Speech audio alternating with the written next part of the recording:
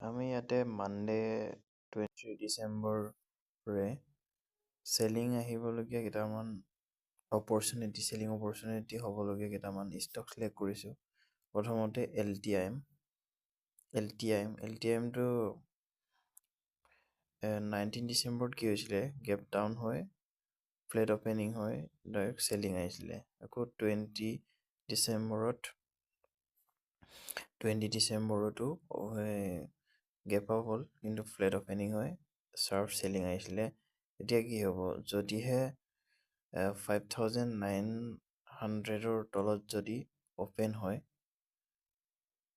যদি first 50 minute candle যদি red হয়, তেতিয়াহ'লে আকৌ চেলিং এটা আহিব পাৰে।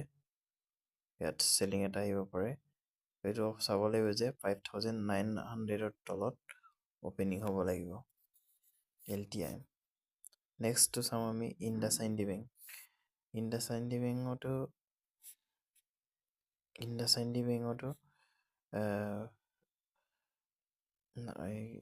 18 ডিচেম্বৰ কি হৈছিলে, 18 ডিচেম্বৰে 17 ডিচেম্বৰক ব্ৰেক কৰিলে, তলত ক্লজ হ'ল, মানে এইটো চেলিং আছে।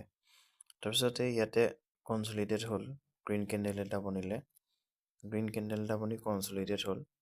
তাৰপিছত আকৌ 20 ডিচেম্বৰ আজি ব্ৰেক কৰিলে, চ' ইয়াতো চেলিং এটা আহিব পাৰে IndusInd বেংক। যদিহে এইটো ল'টো ব্ৰেক কৰে 926.45, এইটো যদি ব্ৰেক কৰে ফাৰ্ষ্ট 5 মিনিটত, গেপ ডাউন হ'লে নহয় এইটো ট্ৰেড, যদি ফ্লেট অপেনিং হৈ যদি ব্ৰেক কৰে, তেতিয়াহ'লে IndusInd বেংকতো আমি চেল এটা চাব পাৰোঁ। এতিয়া চাম এক্সিছ বেংকতো একেই হৈ আছে IndusInd বেংকৰ নিচিনাকৈ। যদিহে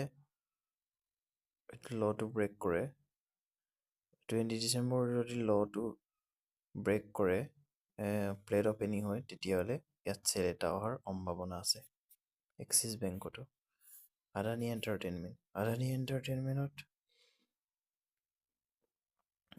এণ্টাৰটেইনমেণ্টতো যদিহে প্ৰিভিয়াছ ডে ল'টো ব্ৰেক কৰে, তেতিয়াহ'লে ইয়াত চেলিং হোৱাৰ সম্ভাৱনা এটা আছে।